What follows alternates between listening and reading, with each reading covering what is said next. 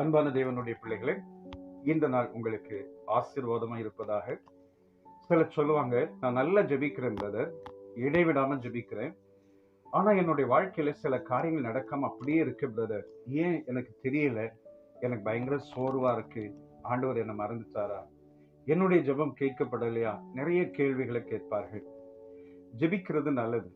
ஜெபிக்கும் போது தேவன் ஏற்ற சமயத்திலே நமக்கு கண்டிப்பாய் அற்புதம் செய்வார். ஜெபத்தை காட்டிலும் தேவனை துதித்து மகிமைப்படுத்தி ஆராதிக்கும் போது நாம் இயற்கைக்கு அப்பாற்பட்ட அற்புதங்களை பெற்றுக்கொள்ள முடியும். ஒரு வேத பகுதியை நான் வாசிக்கிறேன். நியாயாதிபதிகளின் புத்தகம் 1 அதிகாரம் 2வது வசனம். அதற்கு கர்த்தர், யூதா எழுந்து புறப்பட கடவன், இதோ அந்த தேசத்தை அவன் கையிலே ஒப்பு கொடுத்தேன் என்றார். பாருங்கள், மோசேயும் இல்லை, யோசுவாவும் இல்லை, சரியான தலைமை இல்லாத ஒரு நேரம். 12 கோத்திரத்தார் இருக்கிறார்கள். கானானியர் யுத்தத்துக்கு வரும்போது யார் முதலில் போய் யுத்தம் பண்ணுவது? ஆண்டவர் சொல்கிறார், யூதா எழுந்து புறப்பட கடவன். யூதானா நமக்கு தெரியும். ஆதியாகமம் 29 அதிகாரம் கடைசி வசனத்திலே கர்த்தரை துதிப்பேன் என்று யூதா என்று பெயரிட்டாள் என்று வேதத்திலே வாசிக்கிறோம். யூதா என்றால் துதி என்று அர்த்தம்.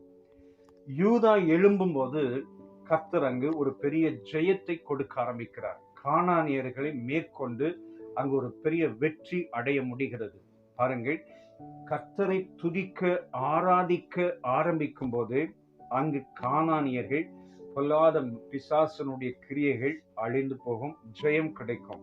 இது ஒரு நல்ல அனுபவமாக 2 நாளாகமம் 20 அதிகாரம் 22வது வசனத்திலே நாம் வாசிக்கிறோம்.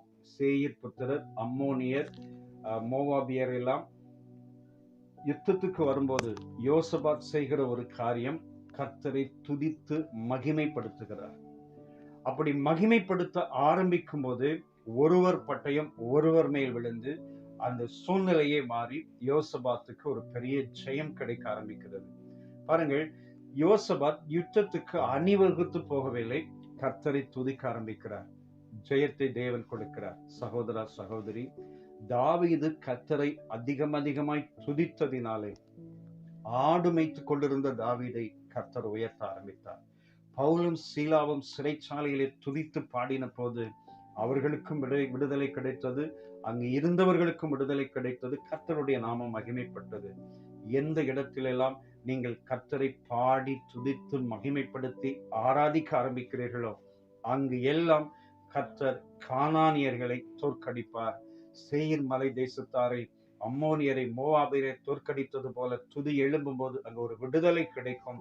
உங்கள் வாழ்க்கையிலே நீங்கள் வேண்டிக் கொள்கிறதற்கும் நினைக்கிறதற்கும் மேலான அற்புதங்களை ஆண்டவர் கண்டிப்பாய் செய்வார். இந்த நாட்களிலே நாம் கர்த்தரை இரவும் பகலும் துதித்து மகிமைப்படுத்த நமது வாழ்க்கையிலே, குடும்பத்திலே, நம்முடைய தேசத்திலே தேவன் மிகப்பெரிய அற்புதத்தை செய்வார். குடும்பமாய் துதிப்போம், சபையாய் துதிப்போம். துதி எழும்பும் போது தேவநாமம் மகிமைப்படும். கர்த்தர் மகிமையான காரியங்களை செய்வார். இந்த நாளிலே இடைவிடாமல் துதிப்போம், அற்புதங்களை பெற்றுக்கொள்வோம். யூதா எழும்பற்றும், கர்த்தர் நாமம் மகிமைப்படட்டும். சேர்ந்து ஜெபிக்கலாமா? வல்லமை உள்ள பிதாவே, நல்ல தேவனே, உம்முடைய பிள்ளைகளுக்கு முன்பாக இருக்கிற போராட்டங்களை கண்டு சோர்ந்து போகாமல் எப்பொழுதும் துதி எழும்ப பண்ணி ஆண்டவரை ஜெயம் பெற்றுக்கொள்ள தேவன் கிருபை பாராட்டுவீராக. இயேசு இரட்சக நாமத்தில் வேண்டிக் கொள்கிறோம் பிதாவே. ஆமென், ஆமென். God bless you. Amen.